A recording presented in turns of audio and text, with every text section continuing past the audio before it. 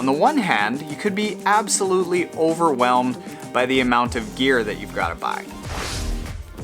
Shaving your legs, about a 12% improvement in speed. Hey!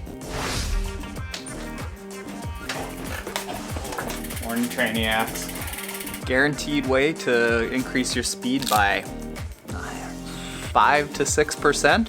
High colorful socks. Huh? Look at those, yeah. Stopped to fix a flat with a guy on the morning ride today. He had colorful socks. I had colorful socks. No problem catching up to the group. Science, Grace.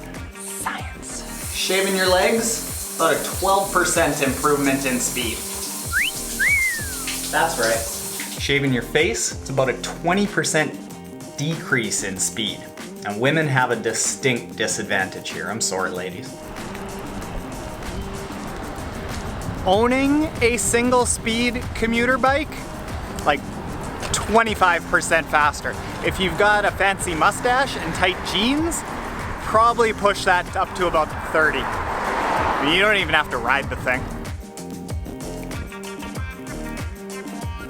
Speedos, 35% faster. Guaranteed. Enough said. Go get some. Ladies too. Like, I know it's not appropriate for swimming, but general everyday wear. Love these.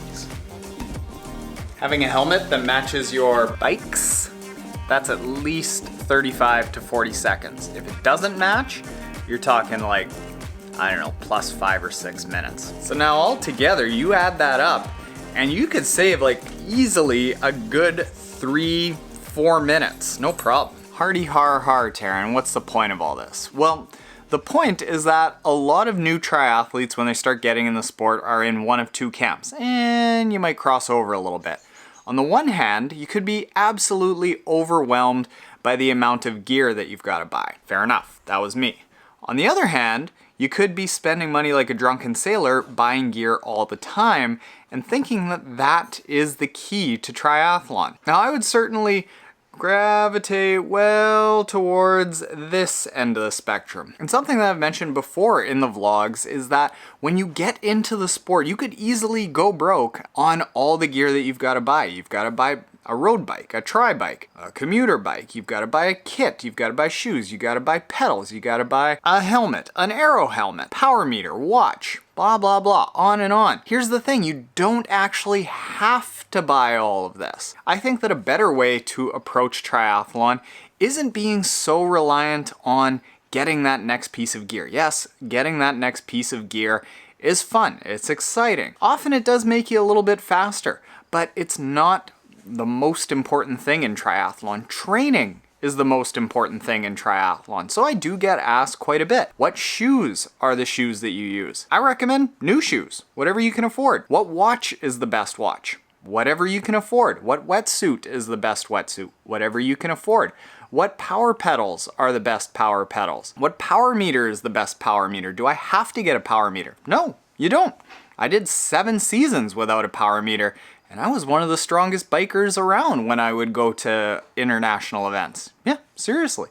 Did it by feel. Now, it's not to say that you should go and wear nothing but 80s gear and old road bikes, but it's not the worst thing. Jamie, in our group, the guy that wins 98% of the sprints throughout an entire year, I beat him for the first time in a sprint in 4 years the other day. Like, we're talking 120 tries, and I beat him once.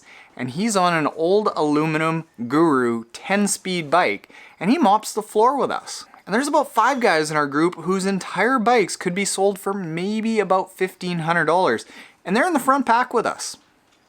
Triathletes are notorious for being gear reliant, and I think that where it goes wrong and where the fun gets taken out of it is when you start becoming gear reliant at the detriment of your training. And you hold back on your training because you don't think your shoes are the right shoes.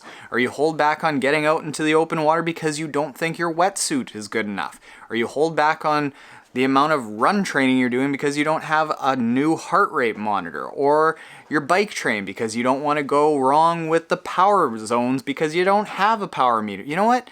Just go out and train and buy gear as it becomes affordable to you and as you start learning what gear you like and what you don't like. Make gear the secondary part of triathlon, not the primary thing that you go into it. Oh, this actually is a fun story.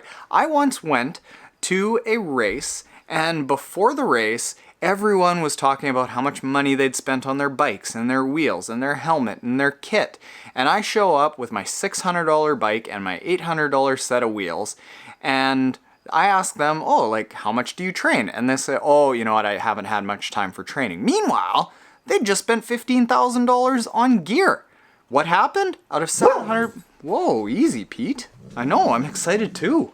What happened? I placed 7th out of 710 athletes, and all those people with their fancy ass bikes, way behind me. So train first, gear second. Make gear like a reward. Make it something that you are certain of the purchase, and not something that's like, ooh, I need this purchase to be able to train, if that makes sense. Okay, on that note, I just bought Kim something.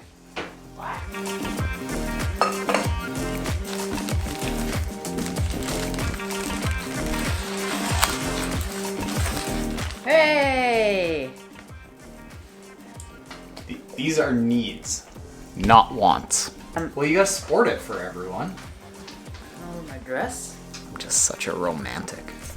I am the head Sherpa, by the way. It's great over my dress, doesn't it? You meant TKO. That's right. Yeah. Thank you. Yeah, go and buy those. Like, those are absolute necessities. Clearly. Yeah. All right, later, Trainiacs.